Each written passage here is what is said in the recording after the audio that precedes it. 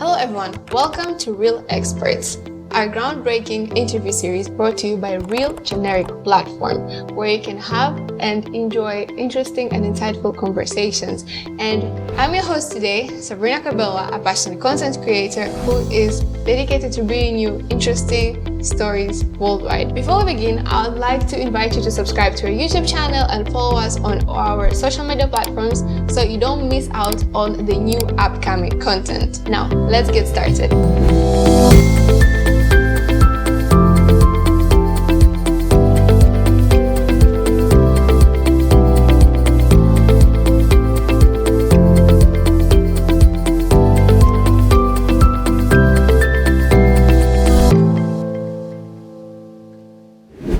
Today, we have a very special guest, Architect Russell.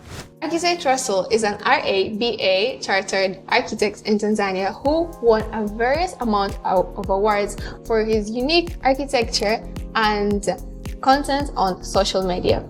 He has won International Property Awards for the Best Office Architecture, the International Property Award for the Best Office Development, and the Global Architecture Alliance for the Best Social Media. Architect Russell participated in some very big projects in Tanzania, such as the CRDB Bank on the Nyerere Road, Aura Mall, the Evoke Luminary Office Building in Masaki, NHC's Morocco, Evixia, and the Pyramid Hotel in Zanzibar. He has also worked in other countries such as Kenya and Zambia. I am really excited to have you in this event today and talk about your experience and all the projects that you participated in.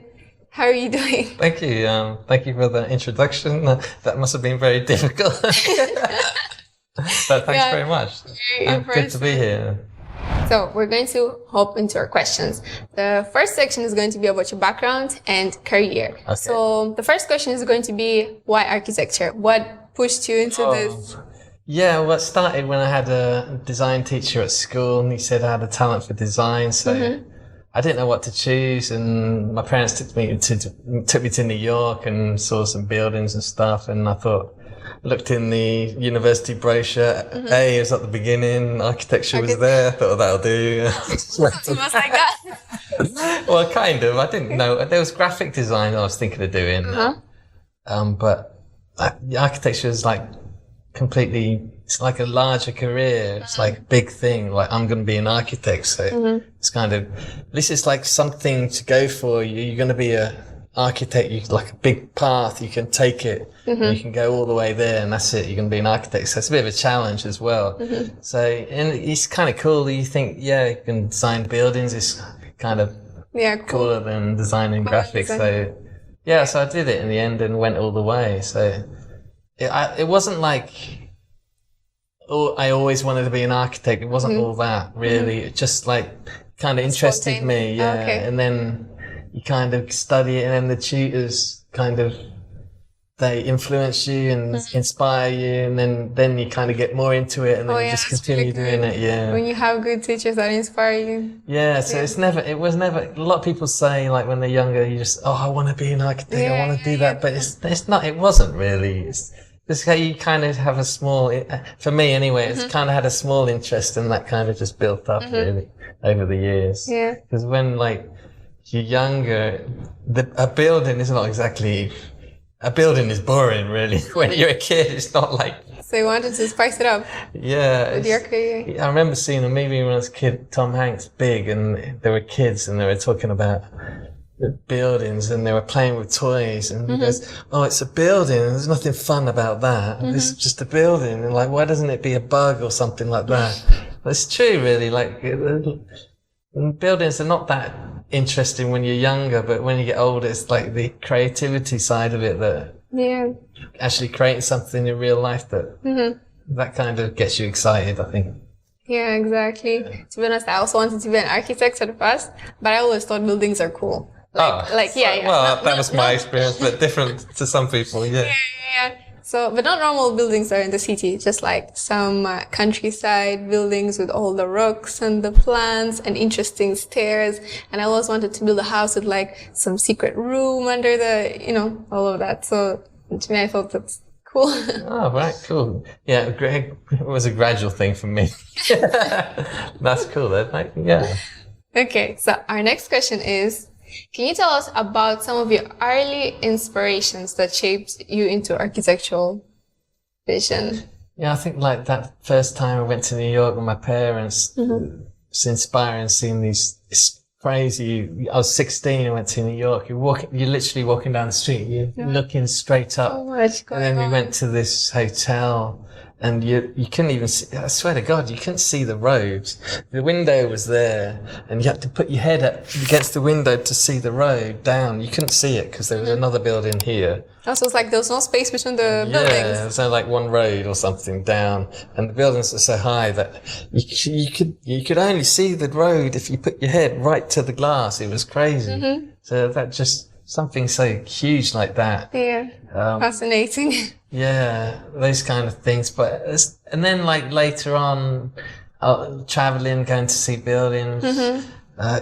First year at university, went to Paris. There's a lot of architecture there. Then later years, went to the Middle East, and the USA. There's a lot of architecture there Stuff too. like that. Yeah, kind of. So I like traveling, and so I like to visit buildings when I travel. So that kind of inspires me a bit. What motivates you to pursue your career in architecture? Maybe what keeps you going? Yeah, it's difficult because it's such a long. The studying is a bummer. It's so long. The studying, yeah? But I think like to be licensed at the end of it, that kind of motivated me because there was kind of a goal at the end. Yeah. But a lot of, that's the thing with studying nowadays. When you study something like you don't get some subjects you don't have a license, like business studies. I don't want to put careers like that down, but psychiatrist, yeah, you can be a psychiatrist, but there's other some subjects you don't, media studies, you don't really get something at the end License of it. If you get graphics design, you don't get that, yeah? Graphic designer, there's no license for that. Even interior designer, there's Yeah. not really a license for that. So if you do a subject that you get a license and you get some kind of award, and no one can take that away from you at the end of it. So like lawyer, doctor, stuff like that, you're a professional. So that was always there. Like, I want to finish this, get that done, get the license. But the trouble is, the bad thing about it was you get the license in that country only. So I had the license in the UK. Okay. And then I left. So I didn't have the license anymore. So how does it work? You can't choose license anywhere else in any other countries? You can apply. Some let you, some don't. Most of them don't let you. Like, they're in the middle now of doing a collaboration, UK and USA. They're doing it. They only started doing it now, but you can't, like, an architect can't go to the USA. And so what happens if you go to UK maybe just to study and you actually live in USA? If you're an architect in the USA, you come to UK. Just to study architecture. You can study it, yeah. And then you will be able to work in UK only. Yeah, if you went all the way and did your license and everything, yeah. And then if you went back to the USA, you wouldn't be able to. But it's weird because in the UK, anyone can design buildings. You don't have to be an architect. So it's just the name that's protected. You're allowed to call yourself an architect there, but anyone can design buildings in the UK. They just call themselves architectural designer or something like that.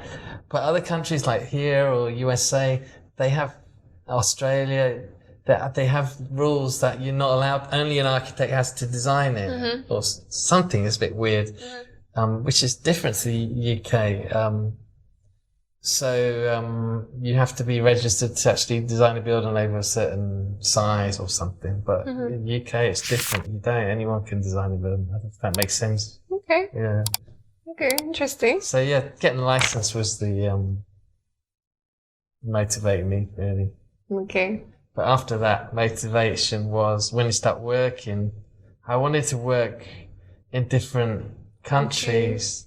I had this thing, I wanted to work in every continent. So I worked in Europe, then I worked in Asia, I worked in Thailand, then I worked in Australia. That's so cool. And then I came to Africa, and the only one left was America, which I was thinking of, but after living here for a while, someone asked me the other day, like, why do you want to live in America? And I couldn't answer them. I was like, Oh, so you like it here? yeah. So Really? That's nice. yeah. So maybe I'll just I'm happy enough to stay here at the moment. Yeah. Okay. Wow, interesting. What was your education path like? Like maybe Oh God, long. how long did it take? How many years? Well, to do it, it's like 3 years in the UK. It's 3 years full-time study, then work for at least 1 year supervised, then go back work for 2 more years full-time study, then work for another year supervised work experience, then take an exam. So that's 7 years, but it took me 10 because I worked longer and stuff like that. Because of the traveling?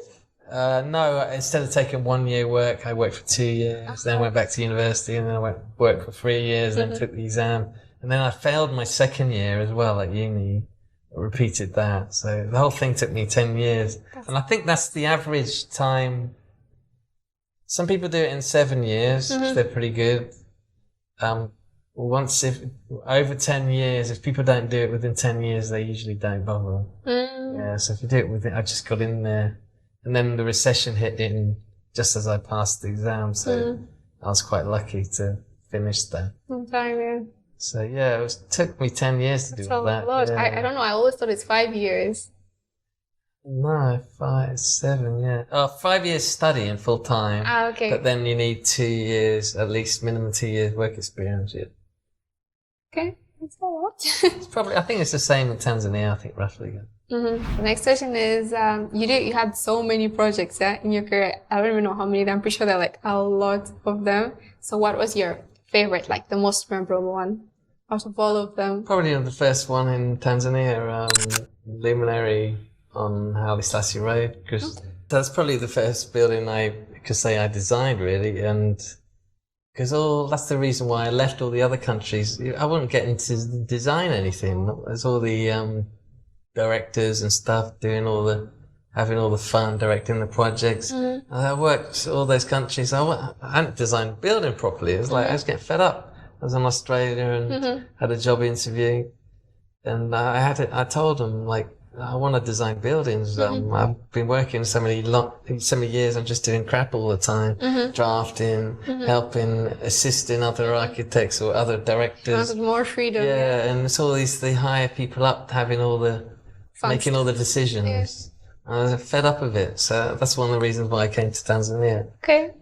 So first project here was most memorable.